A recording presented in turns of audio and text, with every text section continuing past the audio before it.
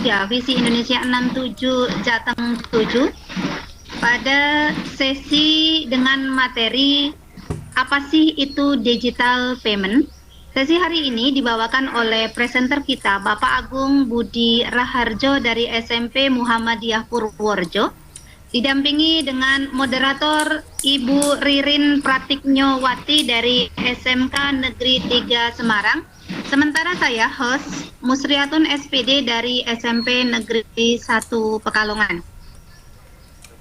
Mudah-mudahan kegiatan yang akan berjalan 1 jam ke depan berjalan lancar sesuai dengan rencana dan memberikan hasil efek yang baik untuk pendidikan di Indonesia.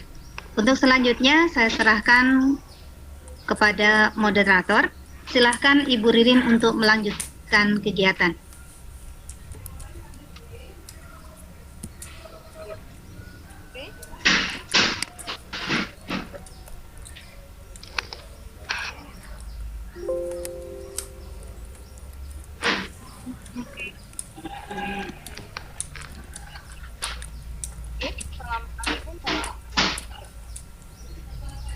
Perkenalkan, saya dari SMK 3 Ibu Ririn yang akan memoderatori presentasi dari Bapak Agung Budi Raharjo.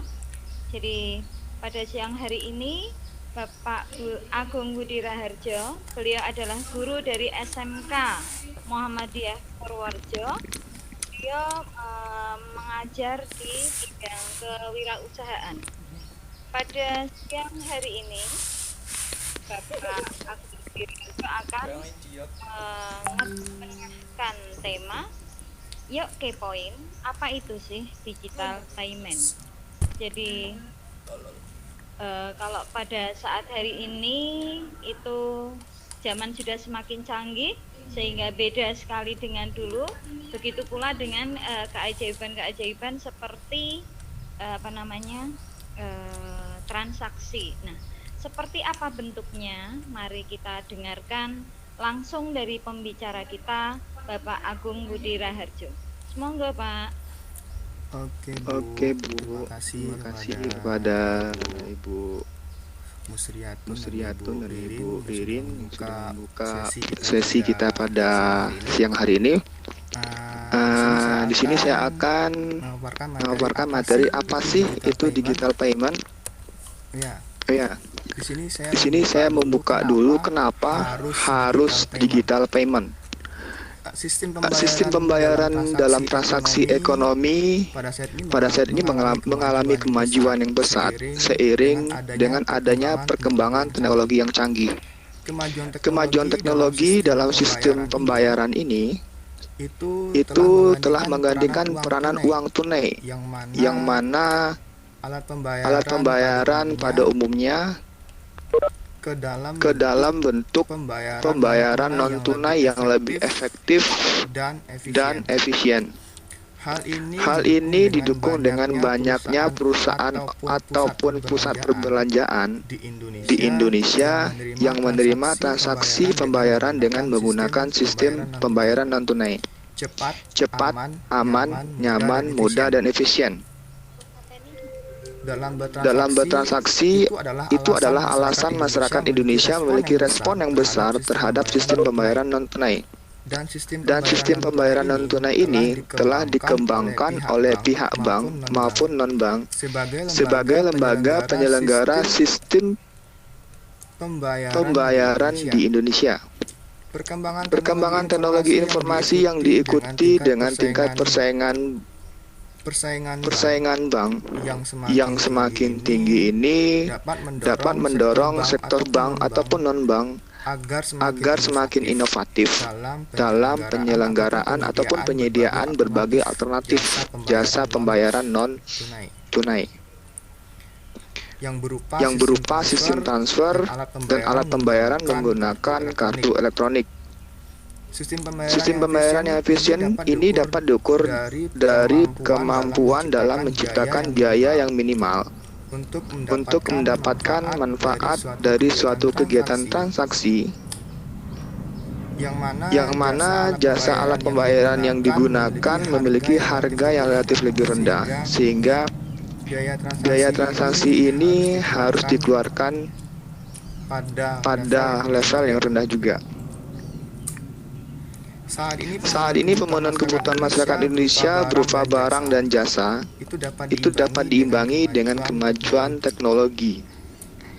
Desain upaya peningkatan penggunaan pembayaran non-tunai ini sering juga disebut dengan Toward a Less Cash Society atau LCS. Perkembangan transaksi pembayaran LCS ini merupakan arah perubahan yang tidak bisa hindari, yang mana transaksi pembayaran uang secara fisik sudah mulai digantikan oleh sistem pembayaran non-tunai. LCS ini merupakan budaya atau tren yang berkembang di masyarakat dalam melakukan transaksi pembayaran menggunakan media pembayaran non-tunai. Adapun instrumen pembayaran non-tunai ini dibagi beberapa fisik alat yang digunakan. Pertama, instrumen berbasis warkat, instrumen berbasis kartu, instrumen berbasis elektronik. Sejak berkembangnya sistem pembayaran non-tunai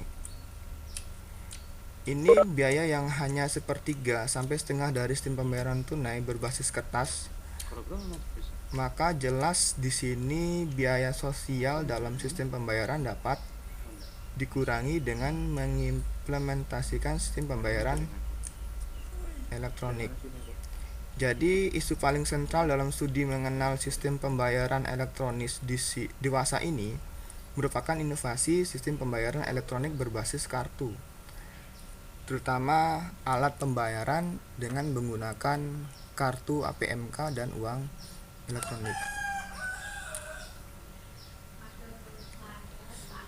Dan di sini saya slide berikutnya, apa itu digital payment? Digital payment sebuah cara pembayaran yang menggunakan media berteknologi seperti SMS, mobile banking, internet banking, digital wallet, dan sebagainya, yang seluruh kegiatannya dapat dilakukan hanya menggunakan perangkat elektronik yang bernama ponsel pintar.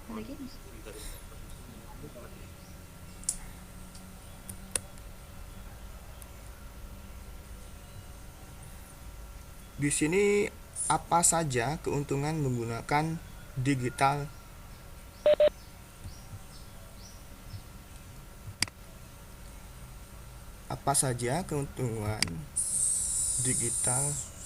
payment?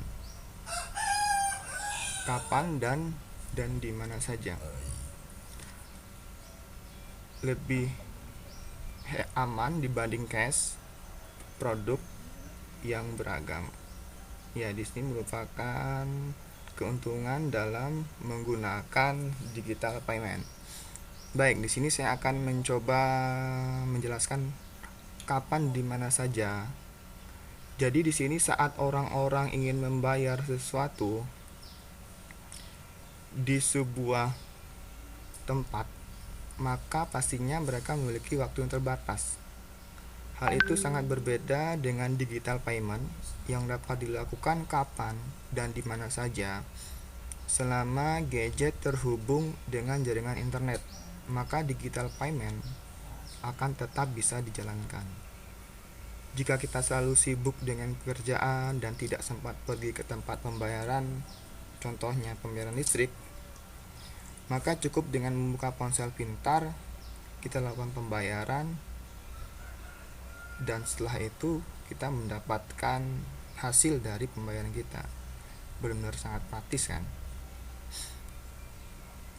Dan yang kedua, kenapa digital payment ini lebih aman dibandingkan cash? Ya, saat ini sering terdengar di berita tentang maraknya uang palsu yang beredar di masyarakat, yang mana seseorang yang kurang teliti dalam bertransaksi secara tunai, maka bukan tidak mungkin ia menjadi korban dari uang palsu dan pastinya akan sangat merugikan. Namun hal itu sepertinya dapat dihindari dengan adanya digital payment. Orang-orang tidak perlu lagi mengira-ngira apakah uang yang sedang mereka pegang itu asli atau palsu. Dengan tingkat keamanan yang tinggi yang disediakan oleh penyedia layanan digital payment, maka transaksi yang dilakukan pun bisa berjalan aman dan nyaman. Ketiga, hemat waktu dan tenaga. Ya, benar terjadi ini. Saya pernah merasakan antrian yang panjang saat hendak membeli pulsa ataupun membayar sebuah tagihan, yaitu tagihan PLN kemarin itu. Hal ini saya alami dan sampai sekarang sudah terobati, alhamdulillah. Dengan adanya digital payment ini, hanya dalam waktu singkat pembayaran dapat terselesaikan. Jadi cukup melakukan dengan gadget di rumah dan menggunakan waktu untuk hal-hal yang lebih bermanfaat lagi. Keempat, produknya yang beragam. Kita bisa melakukan banyak pembayaran dengan digital payment dalam satu wadah. Segala jenis tagihan yang harus dibayar ataupun kebutuhan yang kita inginkan dapat dengan mudah terselesaikan hanya dalam waktu beberapa menit.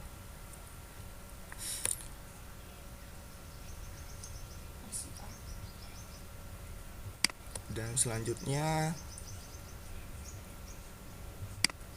tipe pembayaran digital populer.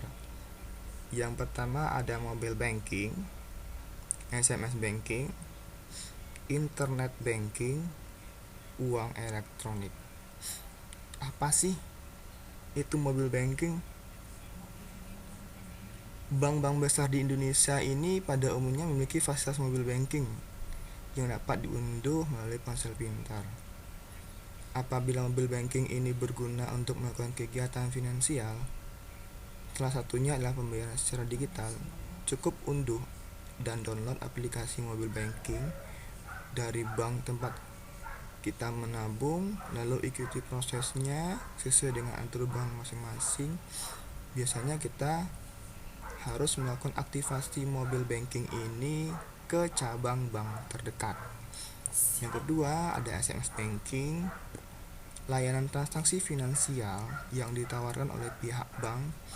Nomor ponsel yang kita miliki memiliki peran yang sangat penting di sini.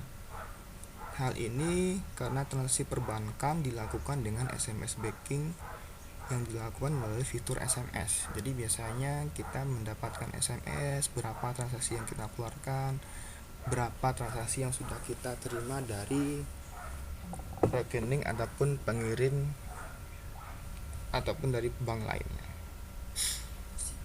Selanjutnya uang elektronik. Uang elektronik di sini layanan finansial yang memungkinkan semua transaksi dilakukan secara digital. Cirinya, uang elektronik ini berfungsi sebagai alat pembayaran dan deposit dengan cara transfer. Uang elektronik hadir untuk menjawab kebutuhan layanan pembayaran tanpa tunai. Dan kini ada banyak layanan uang elektronik atau e-money yang sudah mulai dikenal masyarakat. Nah, di sini saya akan memaparkan daftar layanan pembayaran digital e-money yang lagi populer saat ini.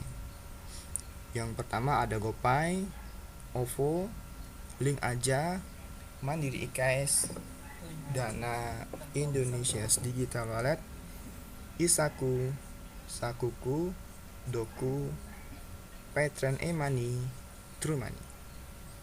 Oke, kita lihat pertama ada GoPay. Di sini ada GoPay ya Bapak Ibu, yang sering disebut juga Gojek Pay. Ini merupakan layanan berbentuk finansial yang dimiliki oleh Gojek. Di sini kita pasti sudah mengetahuinya dan sudah melalang buana untuk bagaimana fungsi dari GoPay ini. Maka tidak asing lagi apa itu GoPay. GoPay ini mirip seperti T-Cash yang pada Telkomsel. Saldo yang ada dalam GoPay dapat digunakan untuk belanja online, membayar beberapa jenis tagihan, isi ulang pulsa, dan pembayaran seperti pembayaran GoFood ataupun membeli minuman dan membeli makanan lainnya. Untuk mengisi saldo GoPay cukup mudah untuk dilakukan. Dengan ini bisa melakukannya melalui ATM, minimarket, atau melalui pengemudi Gojek langsung.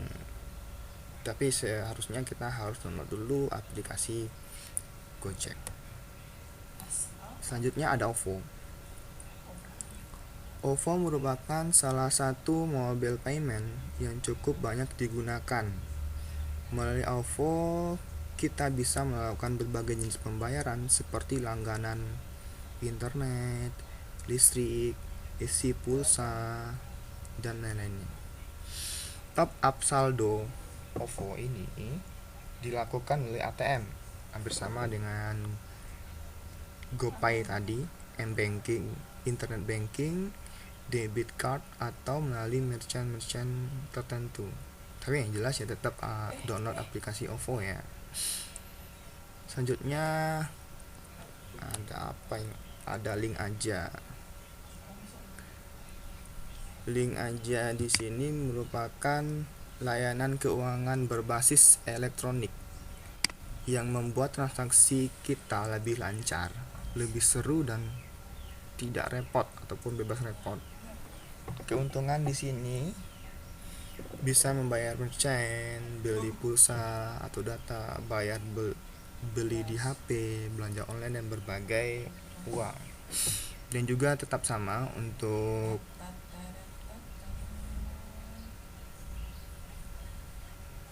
top up saldonya kita harus melakukan transfer lewat ATM, m-banking, internet banking, dan sebagainya. Dan selanjutnya ada Mandiri e-Cash. Ini merupakan layanan perbankan lain dari Bank Mandiri yang digunakan nasabah Bank Mandiri maupun nasabah bank lainnya. Jika ingin menggunakan, maka cukup mengunduhnya lewat Play Store.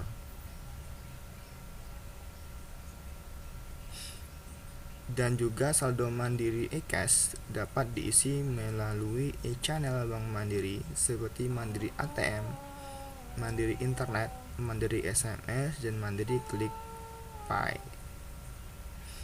Atau melalui bank lain dengan melakukan transfer ke Bank Mandiri 008 dengan nomor rekening tujuan 80 plus nomor handphone. Caranya adalah mengisi ulang di toko retail yang telah bekerja sama dengan Mandiri e-Cash. Mandiri e-Cash dapat dipergunakan untuk membeli pulsa, membeli token PLN, belanja online, bayar toko, transfer, tarik tunai ATM tanpa perlu menggunakan kartu. Selanjutnya ada Dana Indonesia Digital Wallet. Aplikasi ini memudahkan kita untuk bertransaksi tanpa uang cash dan tanpa kartu. Kita bisa melakukan beragam jenis pembayaran dengan aplikasi Dana kapan dan di mana saja, seperti isi pulsa, bayar tagihan listrik dan air, bayar cicilan, asuransi, serta BPJS. Dana telah menyiapkan fitur QR Code yang dapat memangkas antrian saat akan melakukan pembayaran di banyak merchandise Dana. Kita juga dapat dengan mudah melakukan kirim-kirim uang dengan aplikasi ini dengan memasukkan nomor ponsel penerima dan kita bisa mengirim uang lebih cepat. Juga bisa meminta uang kepada teman danamu dengan membagikan kode QR kamu agar mereka bisa langsung mengirimkannya ke akun danamu. Ya, jadi di sini ada kelebihan sendiri. Kita bisa meminta uang kepada teman-teman yang memiliki aplikasi danamu ini. Selanjutnya ada Isaku. Isaku layanan pembayaran digital yang aman dan nyaman. Dengan Isaku, karena aplikasi ini mendapatkan izin Bank Indonesia untuk beroperasi. Selain itu, kita juga dapat melakukan setor tunai maupun tarik tunai saldo dengan menggunakan fasilitas token. Kita juga bisa mengumpulkan poin dari setiap transaksi yang dilakukan dengan Isaku. Setelah banyak poin terkumpul, kita bisa menukarkannya dengan berbagai hadiah menarik dari MyPoint. Dengan Isaku juga kita bisa mendapatkan berbagai macam promo yang ada di lebih dari 14.000 gerai Indomart. Nah, yang ketujuh ada aplikasi Sakuku. Layanan pembayaran dengan uang elektronik ini dikeluarkan oleh BCA. Bank BCA menggunakan nomor ponsel kita untuk menjadikan akun nomor kita tanpa dibebani oleh biaya bulanan. Ada banyak transaksi perbankan yang bisa dilakukan dengan Sakuku seperti top up, cash dan di ATM BCA, klik BCA individual, BCA mobile, mengirim uang ke rekening BCA, penarikan uang tunai di ATM BCA, dan Sakuku juga memiliki layanan lebih lengkap di Sakuku Plus. Beberapa transaksi perbankan di atas hanya bisa dilakukan di Sakuku Plus. Kita juga bisa mengaktifkan fitur ini jika kita seorang pengguna BCA Mobile yang telah melakukan transaksi dalam jangka waktu 1 bulan terakhir. Selanjutnya ada Doku. Doku merupakan pembayaran online atau offline. Dengan Doku kapanpun dan dimanapun, tentu saja hal ini dilakukan dengan aman karena dilengkapi dengan password dan PIN. Melalui aplikasi ini kita dapat melakukan pembayaran berbagai macam tagihan bulanan, membeli pulsa, serta melakukan transfer saldo ke sesama pengguna Doku. Bagi kita yang suka berbelanja di e-commerce luar negeri seperti AliExpress, kita bisa menggunakan Doku sebagai media pembayaran. Selain itu, Doku dapat kita gunakan di Alfa Online, Citylink, KAI untuk membeli paket data ball, bayar langganan First Media, membayar cicilan motor, tarik tunai, dan masih banyak lagi. Dan selanjutnya ada Paytrend. Paytrend e-money dilakukan berbagai macam transaksi. Dapat kita lakukan di berbagai macam transaksi atau pembayaran dengan Paytrend e-money seperti halnya ATM, internet atau SMS mobile banking, dan PPOB, payment point online bank. Di sini merupakan aplikasi yang didirikan oleh Ustadz Yusuf Mansur. Ya, jamaah di sini mungkin tidak asing dengan Paytrend e-money karena ini adalah produk dari perusahaan yang beliau pimpin. Fitur-fitur yang ada di dalam aplikasi ini adalah isi pulsa, beli voucher game, token TV, prabayar, token PLN, leasing, tagihan listrik, PDAM, tiket pesawat, tiket kereta api, sedekah, dan lain-lain. Selanjutnya yang terakhir ada True Money. True Money merupakan yang juga bisa diandalkan untuk melakukan berbagai macam transaksi dengan mudah kapan dan di mana saja.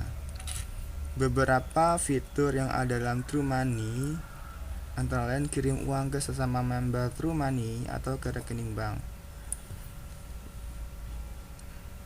tarik tunai melalui agen TrueMoney, Alfamart dan Alfamidi, beli pulsa, paket data, token listrik, dan voucher game. Selain itu kita juga bisa membayar tagihan PLN, PDAM, telepon atau HP, internet, BPJS, TV berbayar, multifinance, serta token untuk belanja dan tarik saldo di Alfamart ataupun Alfamidi.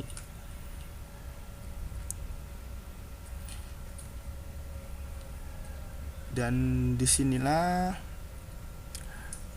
beberapa layanan pembayaran digital e-money yang populer. Mungkin masih ada beberapa aplikasi sejenis yang lain di luar sana yang belum saya sebutkan di sini. Sebagian aplikasi di atas pasti sudah tidak asing lagi bagi sebagian orang. Namun untuk sisanya bisa jadi terdengar baru untuk yang lainnya. Ya, demikian presentasi dari saya. Apa yang saya sampaikan, saya kembalikan lagi kepada moderator.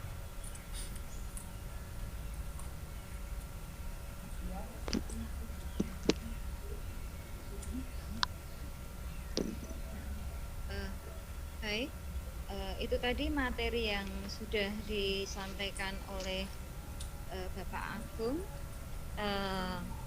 Mungkin dari Bapak Ibu pendengar ada yang mau ditanyakan? Silakan.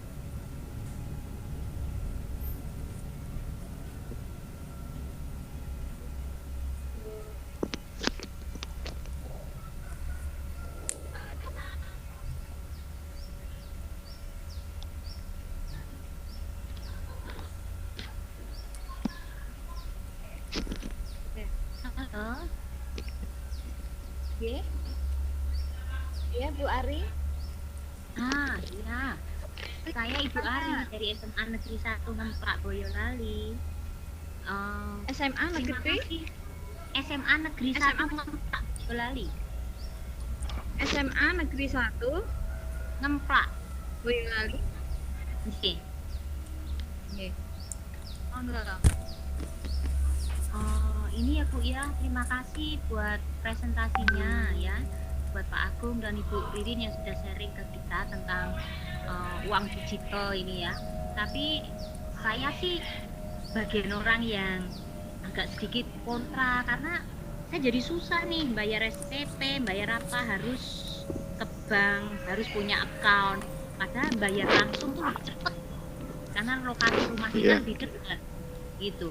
Jadi kalau kita bayarnya ke bank dulu, padahal bank lokasinya lebih jauh ya daripada sekolahnya. Jadi menurut saya itu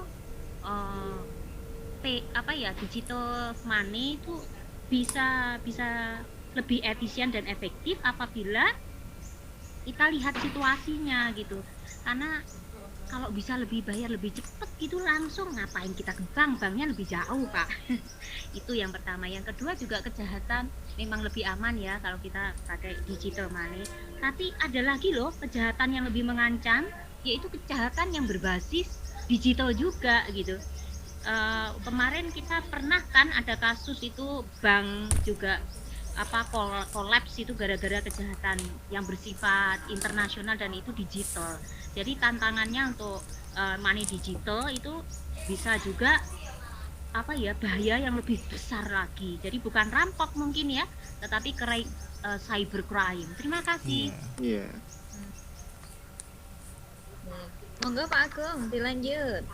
Ya, yang pertama itu intinya dengan adanya digital money ini itu kita harus repot ya Ibu ya. Iya. Karena lokasi kita sama sekolah lebih dekat daripada sama bank kan.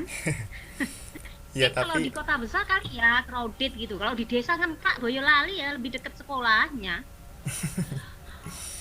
Yang mau gimana lagi Bu, tapi kan ini adalah tantangan kita.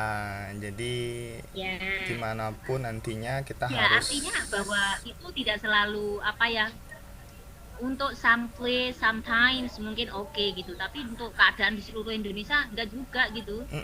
Ya, ya Enggak ini enggak juga. cocok semuanya. Ya ini juga saya juga melihat karena saya pernah hidup setahun di Papua, Ibu ya. Nggak mungkin juga ini diterapkan untuk seluruh Indonesia. Tapi di sini pemerintah memiliki peran penting untuk menyediakan infrastrukturnya deh. Setidaknya internet lebih dekat ke desa yang pelosok banget. Jadi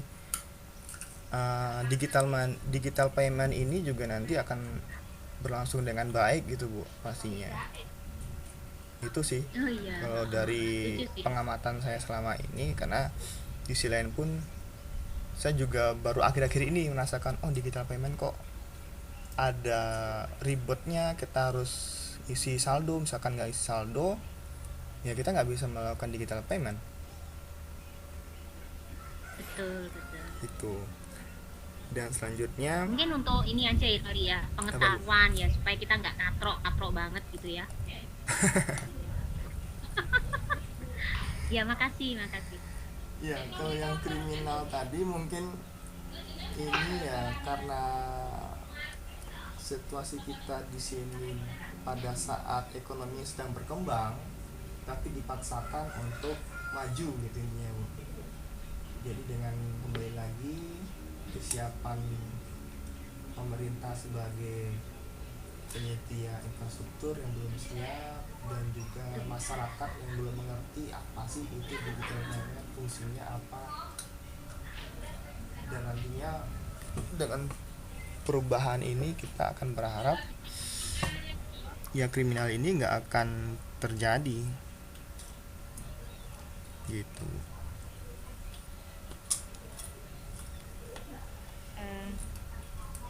Mungkin ada dari Bapak Ibu guru yang lain atau audien yang lain yang ingin mengemukakan mungkin merasa lebih praktis dengan kalau misalkan ya kita punya anak di luar kota, kita harus memenuhi uang yang harus dibayarkan cepat. Mungkin Bapak Ibu yang lain mungkin punya pengalaman yang itu atau yang lain tentang digital payment ini, monggo akan memberikan sarannya.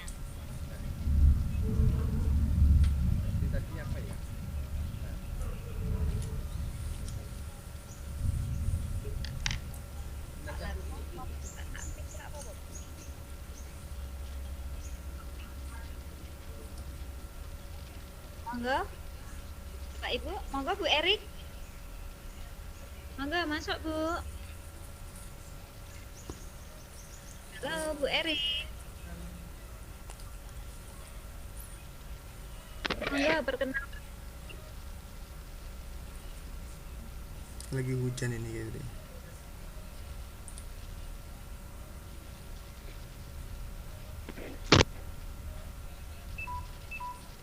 Enggak, maaf Ibu, baru gabung soalnya.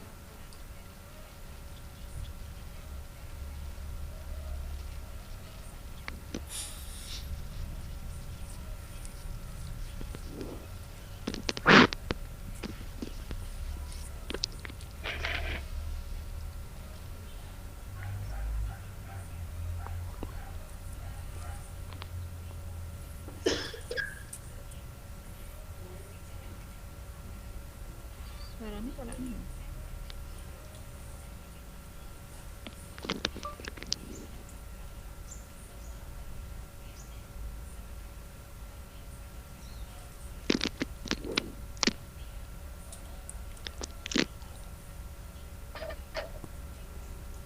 Oke, Bu Ririn, saya mau bertanya. Iya Bu. Oh iya Bu, Riyatun silakan. Ya, dari penjelasan Pak Agung tadi menarik sekali. Saya termasuk ibu-ibu yang belum memanfaatkan digital payment secara maksimal, meskipun fasilitas di zaman yang modern kali ini ya Pak ya. Iya. Kalau kita mau memanfaatkan digital payment itu, Di antara banyak jenis di situ, pertimbangan apa saja yang perlu kita lakukan dalam menentukan saat kita memilih digital payment yang tepat untuk kita? Itu Pak Agung, terima kasih. Oke. Yang Yang pertama sih kita harus nggak dulu, Bu. Sinyal terutama. Sinyal untuk kita mengaplikasikan ini sudah bagus atau belum. Jika belum, nanti kan terus sia-sia saja. Yang kedua, kita harus mengetahui lembaga perbankan mana yang kita gunakan, dan sebisa mungkin kita mixkan dengan payment yang harus kita gunakan nanti. Contohnya saya kan menggunakan Bank BRI. Bank BRI di sini misalkan di GoPay ataupun link aja, itu kan bisa untuk mengisi ataupun top up saldo. Jadi di sana saya menggunakan dua aplikasi ini untuk memanfaatkan fleksibilitas saya dalam bertransaksi. Jadi setidaknya kita harus mengerti dulu apa sih fungsi dari digital payment seperti yang saya sebutkan tadi, yang sudah populer tadi, yang ada 10 digital payment tadi, dan hubungannya ada nggak dengan lembaga keuangan yang kita miliki. Jika itu sudah ada, ya nantinya enak. Kalau tidak ada, misalkan kita pakai Mandiri, ternyata nantinya di link aja tidak bisa diakses dengan ataupun di top up dengan link Mandiri, ya kita kerepotan lagi, dan kita harus mulai lagi dan mencari lagi dengan yang sesuai dengan bank yang kita punya tadi.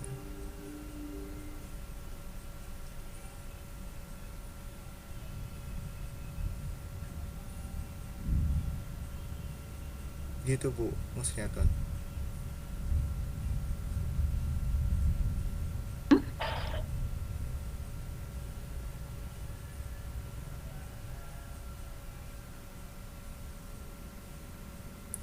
Halo?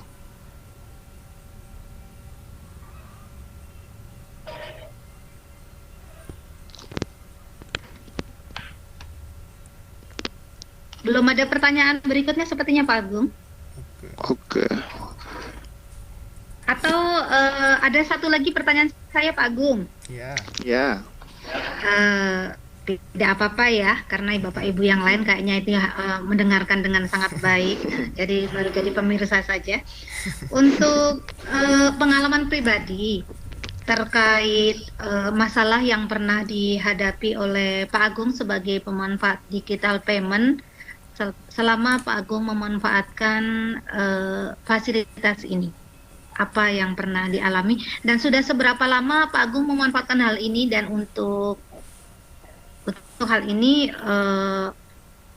letak kesulitan yang tertinggi atau yang pernah dialami itu yang apa? Oke. Pengalamannya paling yang ribetnya Bu ya, yang ribetnya saya harus berbagi dana yang saya gunakan dengan data virtual yang harus saya keluarkan. Jadi itu yang ribetnya. Jadi pembagian dana yang saya harus keluarkan setiap hari, yang tidak memakai aplikasi, itu akan berbeda dengan dana yang nantinya akan saya keluarkan dari digital payment tadi ini. Terus sejauh ini saya baru sibuk menggunakan ini. Itu kelebihan yang saya dapati di sini memang banyak banget Bu. Akhir-akhir ini banyak banget diskon. Misalkan saya kemarin membeli tiket kereta api, itu diskonnya itu sampai 0,5% dari harga yang sebenarnya. Misalkan saya beli tiket harga 7.000 ataupun 5.000, nantinya itu akan cashback sebesar 2.500. Jadi ya itu cashbacknya itu dimasukkan ke saldo tadi, ke saldo yang akun yang saya miliki itu. Mungkin itu yang saya alami, dan juga misalkan kita berbelanja di mall ataupun di pusat perbelanjaan yang menggunakan aplikasi ini, itu sangat membantu sekali. Kadang ada bonusnya setengah harga, ataupun kadang nantinya kita dipermudah dengan aplikasi ini. Misalkan kita lapor, oh ada aplikasi GoPay misalkan ataupun OVO, nanti kita akan gampang tinggal pembayarannya, klik di sana udah selesai. Ataupun saat hujan-hujan deras ini misalkan kita lagi lapar ataupun lagi pengen minuman yang hangat-hangat, ya tinggal klik aja. Dan juga paling shopping itu, saya juga sedikit suka shopping gitu, yang mempermudah saya dalam bertransaksi. Mungkin itu Bu Sriatun. Kayak. Terima kasih Pak. Saya masih penasaran satu hal lagi Pak. Ketika pengalaman menggunakan OVO begitu ya. Terus kemudian hanya membayar 0 rupiah apa 2 rupiah ya waktu itu gitu. Nah terus kalau di dalam istilahnya keuangan, untuk hal-hal yang seperti itu kok bisa sampai ada diskon sebesar itu pola yang dipakai oleh perbankan itu seperti apa? Itu satu.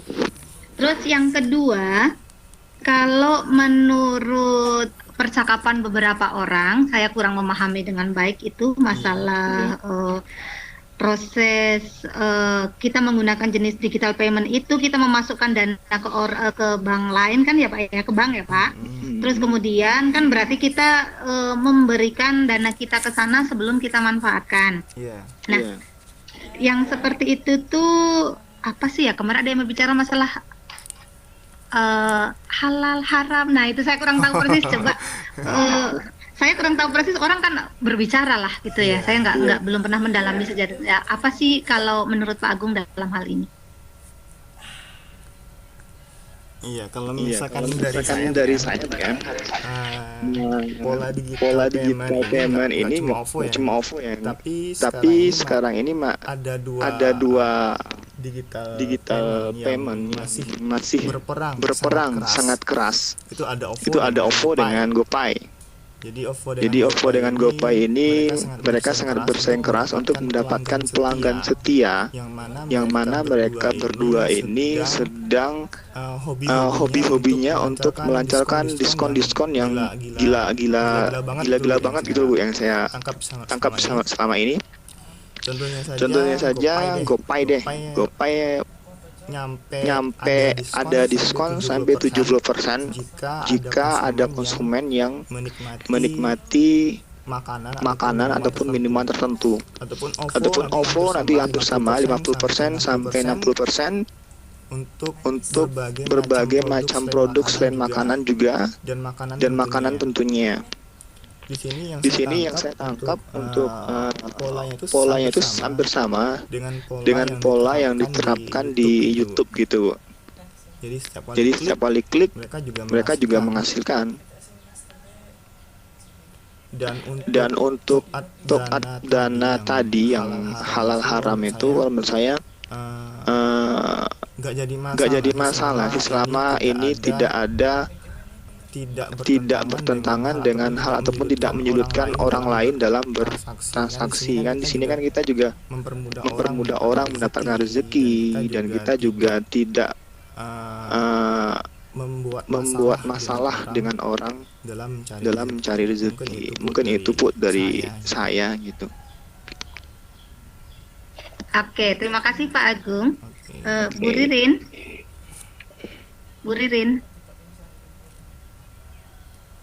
Bu Ririn ada? Waktu kita tinggal 6 menit lagi, sepertinya Bu Ririnnya kemana? Mungkin saya membantu Bu Ririn, Pak Agung. Silakan Pak Agung untuk memberikan simpulan di 6 menit terakhir Pikon kita siang hari ini. Silakan. Oke. Terima kasih Bu. Jadi di sini digital payment ini sangat bermanfaat sekali bagi kita bagi kita yang tertentu dari pengguna gadget. Digital payment ini merupakan salah satu pembayaran yang paling sangat efektif, aman, dan efisien. Jadi di sini kita tidak perlu lagi untuk pergi keluar rumah hanya untuk mengambil uang ataupun kita berbelanja secara tunai ataupun langsung. Namun di sini kita akan dipermudah dengan adanya pembayaran secara non tunai. Tinggal klik aja di rumah, kita akan selesai pembayarannya. Dan yang kita harapkan jangan sampai apa-apa yang ada digital payment ini itu membuat kita boros tentunya itu. Jadi misalkan pengen ini, pengen itu, pastinya kita akan melakukan boros. Jangan sampai kita bersikap boros dengan ada digital payment ini, dan selalu menjaga apa yang dilakukan ataupun apa yang ada pada kantong kita. Jangan sampai kantong kita pada awal bulannya tebal dan pada akhir bulan itu udah tipis, karena nantinya akan berpengaruh sekali dengan adanya pengeluaran dan pemasukan yang kita miliki. Sekian dari saya. Jika ada salah dalam penyampaian materi, saya mohon maaf. Akhir kata, wabillahi taufiq wal hidayah. Wassalamualaikum warahmatullahi wabarakatuh. Saya serahkan kepada moderator.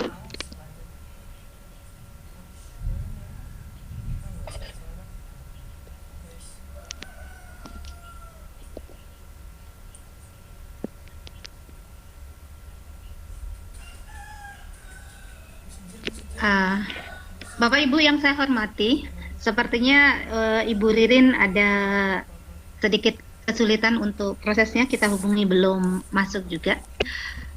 Demikian untuk saya mohon izin Bu Ririn untuk saya tutup.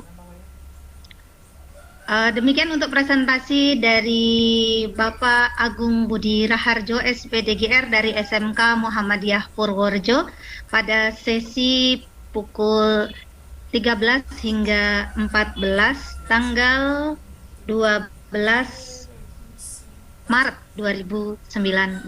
Mudah-mudahan yang disampaikan Pak Agung mampu memberikan masukan terbaik pada kita, bagaimana kita memanfaatkan teknologi yang ada, tetapi kita tidak kemudian menjadi seseorang yang kemudian tertipu dengan adanya teknologi, kemudian kita menjadi seseorang yang boros karena faktor teknologi itu sendiri. Kita harus pandai-pandai memilih mana yang terbaik untuk kita dan mana yang paling memudahkan untuk kita, tetapi itu tidak merugikan bagi kita sama sekali. Baik Bapak Ibu, demikian untuk presentasi kita pada siang hari ini. Saya Musriatun, SPD dari SMP Negeri 1 Pekalongan sebagai host. Kemudian Ibu Ririn Pratiknyawati, SPD sebagai